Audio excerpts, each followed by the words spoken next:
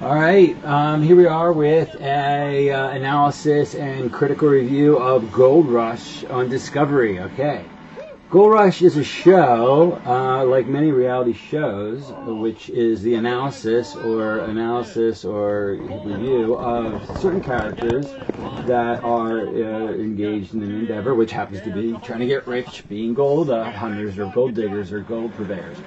It's a little bit like searching or looking for finding Bigfoot, or let's say Dog the Bounty Hunter. These guys are doing hard work. They're also trying to get rich. So it follows the basic story structure of a hero, which is these guys on a journey finding gold, a process digging for it. The second act, which is failure to find it, and the third act, hopefully for most of these, is success. So we'll watch this for a few minutes, check out the characters, and then give an analysis of it. By law, under fair use, we're allowed to show some of this, less than half of it, in review and analysis. And a new episode starts in an hour and a half, so this is clearly a hot show. I'm aware it's hot by the numbers, but apparently when they show countdowns for the new show, it's a hot show. Okay, let's grab your gold pan and let's go pan this out. Yeah, Marshall. This needs to be good, Dave. I don't like the look of it already. I'm definitely at the bottom. Can't go any deeper. As a award-winning documentary filmmaker myself, I'm not saying these guys are doing anything lying or setting anything up, but as filmmakers, what I know they must be doing is, you have to set the viewer up for failure and then come out with success usually. So without manipulating events, they do edit it in a way where it looks like they're going to fail, because no one's really interested in someone who just wins right away. So the essence of the process of storytelling relies on the second act, or the falling down, or the reversal, or you can call it a number of things. So now we're being told, that it doesn't look good, this area. I'm anticipating these guys being successful in this episode to some extent. This ain't good. See, this ain't good. So I'll shut up and we'll go from there. But I bet you, in a couple segments, it ends up good. I don't know. I think we're probably done here. If we wait any longer, we're going to ruin our chances in the Yukon. Marshall said this was the crick. It's the QOD crick. This is where we got virgin ground. Well, guess why it's virgin ground? There's no gold in it. That's why nobody mined it. If Freddie doesn't have anything, I don't know where to go. We're kind of stuck right now. All right, so interesting characters. Again, just getting introduced to them. Well, look, here they are. The vet, the kid.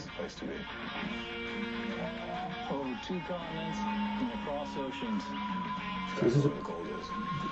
They're going to the Yukon and in the jungle. So clearly this is the setup for the new season.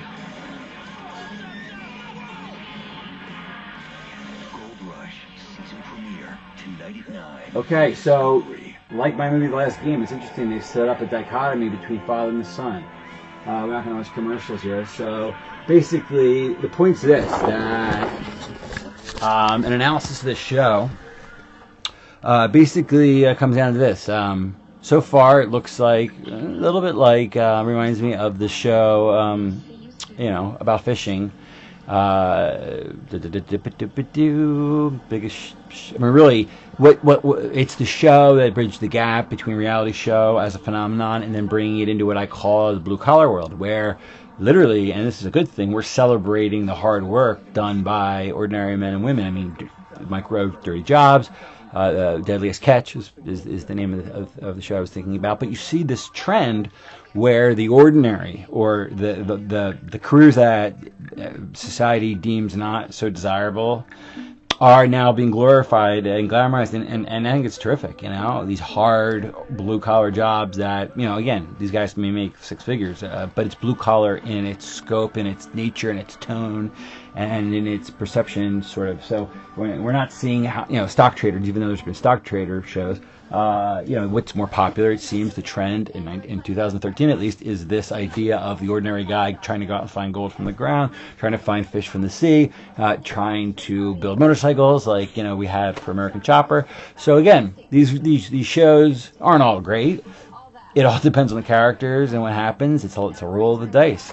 But producers they have to manipulate it to some extent. I don't know how they manipulate this one, but I like the setup, which is father versus son, Yukon versus jungle, and I don't know the characters, but we're going to get to that. So far, when the commercials come on, I do my little shtick analyzing what we've seen, and then we go back and we watch. But by law, we're going to show, it's probably 22 minutes of any episode because it's 44 minutes, but I'll never show that much. I'm just trying to give you a feel so you, the viewer, says to yourself, okay, I got a sense of this show. I know whether I want to watch it or not, because he's shown me enough of it and he's shut up enough, and then he also talked enough to make an analysis to help me out.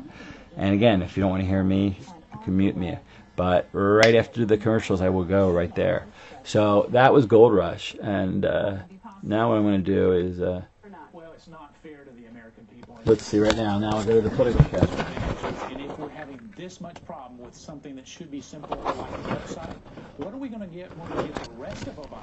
All right, well, so you figured out 28th at 5 p.m., so I figured that October 28th at 5:01 p.m., if you haven't got the documents, you have a subpoena. And get them, right? That's right. Good. Exactly. We'll tell Congressman I said that. All right, we're doing Obamacare here. I am a Democrat, left-wing person, but I think Obamacare is crazy, nuts, and confusing, not executed properly. So that's my personal view. I think it's great to watch Fox News because I'm on the left and this is a right-wing thing, but I'm not extremely left-wing. I'm just... But here's breaking news. Fox and Shepard Smith following those breaking news. Fire in Chicago. All right, so that's a little example of the analysis show.